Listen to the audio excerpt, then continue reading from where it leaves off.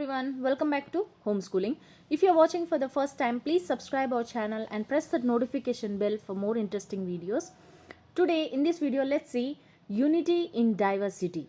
So here is some lines on unity in diversity. I also posted another video on unity in diversity. Please do check out that video also after watching this video. So let's see unity in diversity. Our country, India, is a living proof that despite different religions, cultures, and languages, people of India live together with love and peace.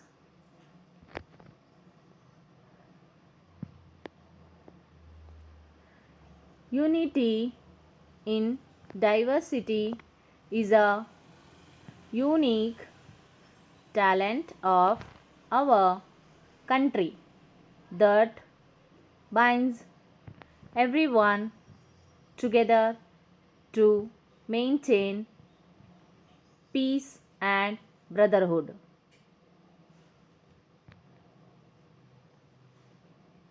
Unity in diversity.